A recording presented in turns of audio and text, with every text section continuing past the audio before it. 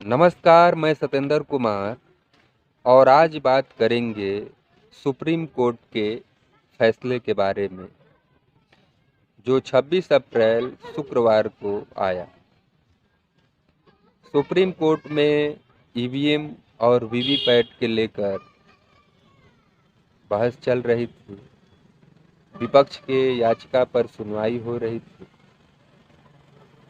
जिसमें चुनाव आयोग से सारी जानकारी सुप्रीम कोर्ट ने मांगा। सुप्रीम कोर्ट ने ईवीएम से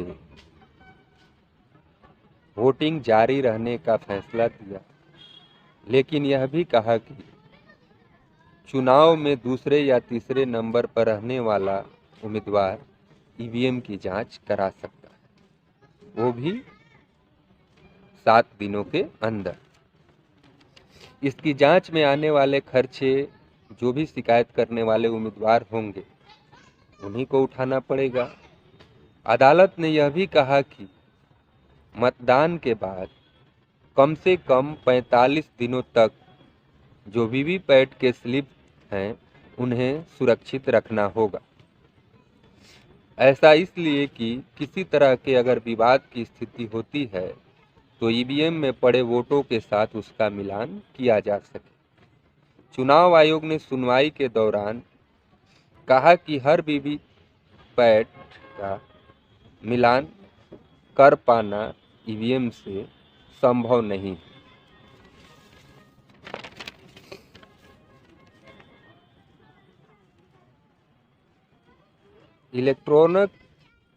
इलेक्ट्रॉनिक वोटिंग मशीन से मतदान के बाद निकलने वाला हर वीवीपैट स्लिप का मिलान करने की मांग को सुप्रीम कोर्ट ने खारिज कर दिया है। इस फैसले से इलेक्शन प्रक्रिया को लेकर चुनाव आयोग को कुछ राहत मिला है, क्योंकि चुनाव आयोग की दलील थी कि सारे वीवीपैट के मिलान करने में 12 दिन के अतिरिक्त वक्त और लगे। शुक्रवार यानी 26 अप्रैल 2024 को सुप्रीम कोर्ट का जब फैसला आया, कोर्ट ने चुनाव आयोग से पूछा था कि क्या ईवीएम में पड़े वोटों और उसके निकलने वाली सारी वीवीपैट स्लिप का मिलान हो सकता है। तब चुनाव आयोग ने जवाब में कहा था कि इस पर जो चुनाव आयोग की राय थी वो नेगेटिव थी, नकारात्मक थी, और चुनाव आयोग द्वारा कहा गया था कि यदि ऐसा किया जाएगा तो फिर नतीजे आने में 12 दिन का और वक्त लग सकता है। आयोग ने कहा कि पहले से ही नियम है कि कोई भी 5% ईवीएम के साथ वीवीपैट का मिलान कराया जा सकता है। ऐसे में यह पुख्ता नियम है और संदेह को दूर करता है कि आप कोई भी 5 मशीन आप जांच करा सकते हैं, वीवीपैट से मिलान करा सकते हैं।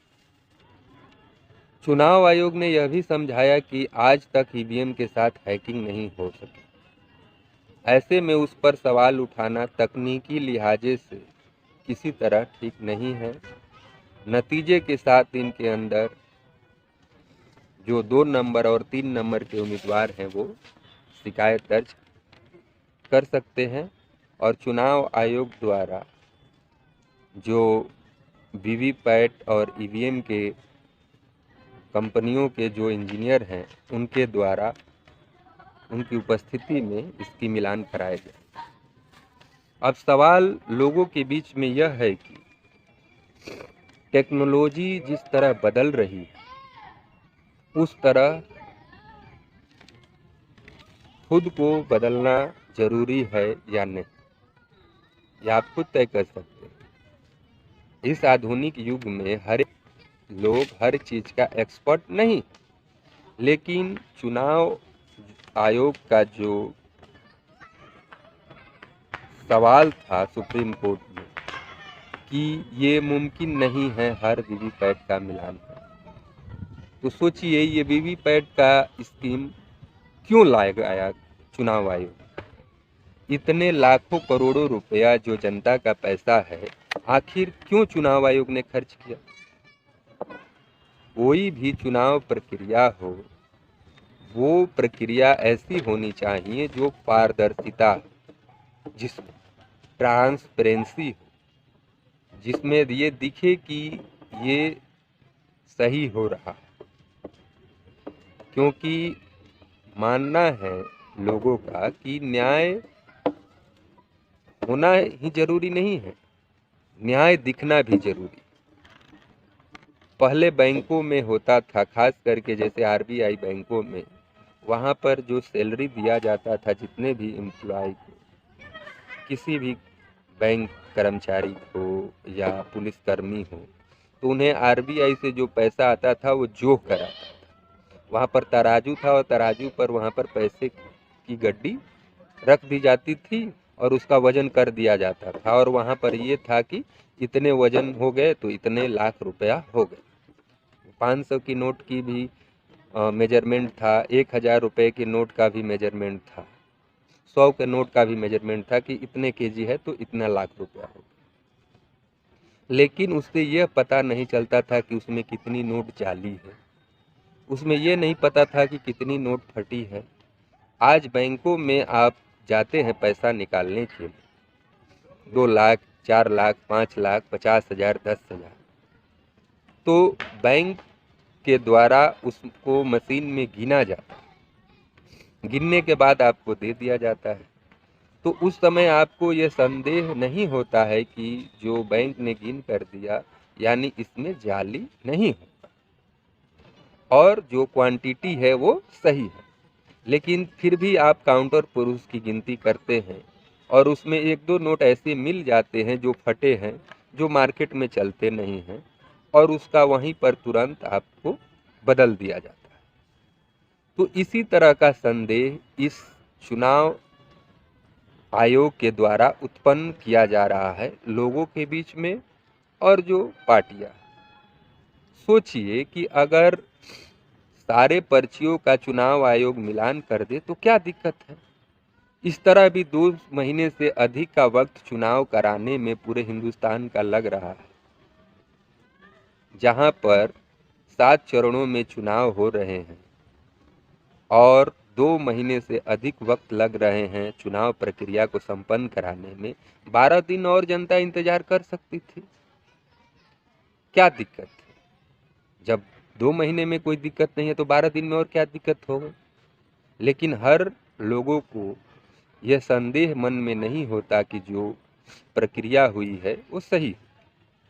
अब सोचिए कि चुनाव आयोग कह रहा है कि पहले से नियम है कि आप 5% ईवीएम की जांच करा सकते, तो क्या उस नियम को बदला नहीं जा सकता है? जरूर बदला जा सकता है। जिस तरह पहले तो चुनाव आयुक्तों की जो नियुक्ति होती थी उसमें सुप्रीम कोर्ट के चीफ जस्टिस और नेता प्रतिपक्ष और प्रधानमंत्री हुआ करते थे, अब भारत सरकार ने उस चुनाव आयोग की नियुक्ति के लिए नियम ही बदल दिया। एक प्रधानमंत्री होंगे, एक उनके कैबिनेट मंत्री होंगे और एक नेता प्रतिपक्ष होंगे।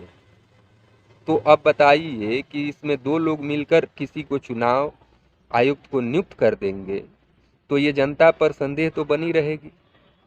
क्या इसमें सरकार को दखल नहीं देना चाहिए कि नहीं भाई, जनता चाहती है तो आप सारी पर्चियों का मिलान करें। अगर भारत सरकार चुनाव आयोग को ऐसा आदेश दे दे तो चुनाव आयोग की मजाल है कि नहीं करेगा। अब यूं समझिए कि आपका बेटा अगर किसी प्राइवेट स्कूल में पढ़ रहा है तो कुछ स्कूल हैं कि ऐसे ही आपको रिजल्ट दे देते हैं कि 90% आपके बेटे का मार्क्स आ गया। आप खुश हो जाते हैं कि चलो हमारा बेटा प्राइवेट स्कूल में पढ़ रहा है, 90% मार्क्स ला रहा है। लेकिन जब मैट्रिक की एग्ज़ाम आती है या बोर्ड की एग्ज़ाम आती है तो उसमें आपका बच्चा फेल कर जाता है या सेकेंड डिवीज़न आ जाता है। लेकिन कुछ ऐसे भी स्कूल हैं जहाँ पर आप लोग के बच्चे पढ़ते होंगे, वहाँ पर पेरेंट्स को बच्चों की कॉपियाँ दिखाई जाती। एग्ज़ाम के बाद पेरेंट्स स्कूल में जाते हैं और उनको कॉपियाँ दिखाई जाती है कि आपके बेटे ने क्या क्या लिखा है और किस सवाल का क्या जवाब दिया। उस पर आप का जो संदेह होता है कि नहीं मेरा बेटा ठीक कर रहा है, कोई स्कूल अच्छा नंबर इसलिए नहीं दे रहा है कि मैं उसमें ही पढ़ाऊँ, तो इसी तरह ये संदेह है आज भी बना रहे। अब चुनाव आयोग कहते कि हम सक्षम नहीं है गिनने पर, तो बताइए कोर्ट क्या करे। एक जवान को बॉर्डर पर आप नौकरी करने को भेजते हैं, उसकी ड्यूटी लगाते हैं, और वो कहे कि हम 4 घंटे से अधिक ड्यूटी नहीं कर सकते, तो आप क्या कहें? उससे ज़बरदस्ती 24 घंटा ड्यूटी कराएंगे? तो उसी तरह ये है कि अपनी नाकामियों को छिपा रहा है चुनाव आयोग कि हम गिनती नहीं कर सकते, हमारे पास संसाधन नहीं है, हम सक्षम नहीं हैं। अरे 12 दिन लगे, 24 दिन लगे, जो प्रक्रिया है वो स्वच्छ दिखनी चाहिए ना। किसी तरह के लोगों के बीच में यह संदेश न जाए कि इसमें घोलमाल हो रही है। यह संदेह दूर करना चुनाव आयोग का काम है कि नहीं है?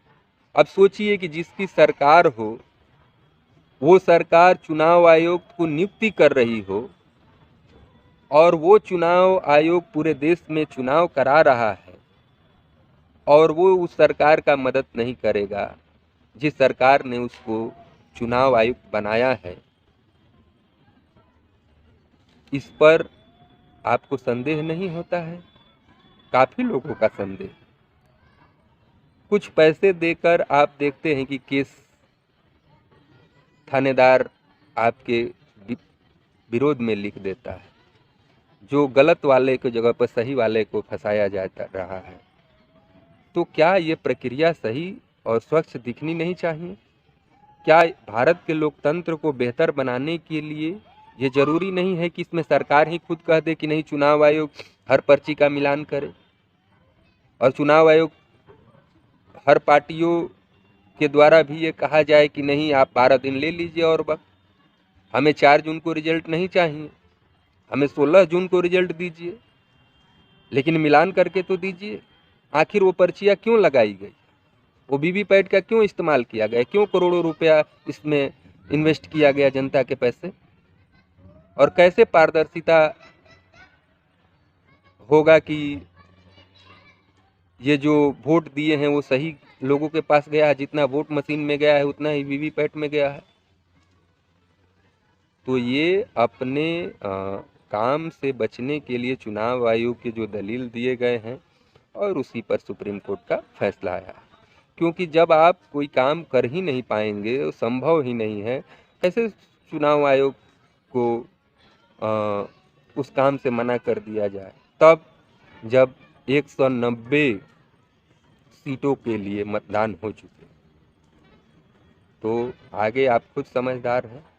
आप देखिए कि इस आधुनिक युग में जहां एआई टेक्नोलॉजी आ गई है और कुछ भी असंभव नहीं है, उसमें चुनाव आयोग कह रहा है कि ईवीएम मशीन की हैकिंग नहीं हो सकती।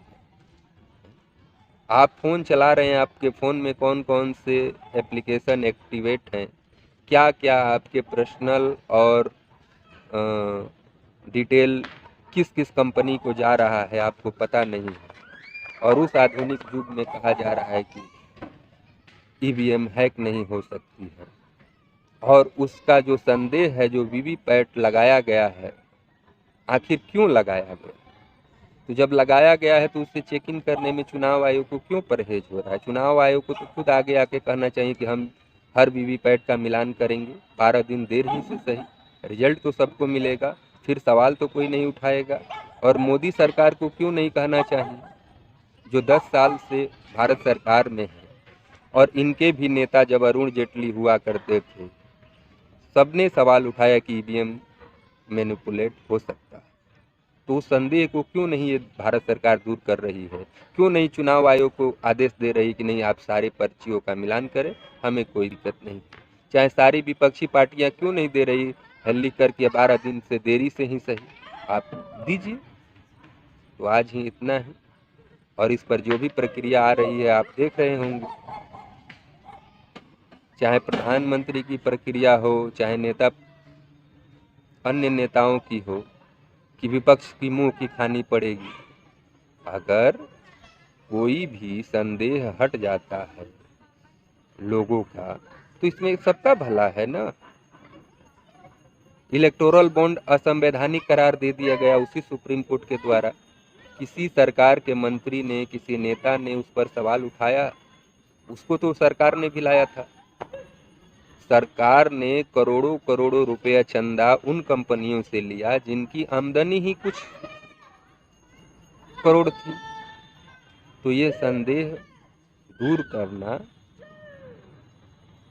सरकार में जो शामिल हैं उनका भी दायित्व बनता है। आज इतना ही, फिर किसी और वीडियो में किसी और खबर के साथ मिलेंगे।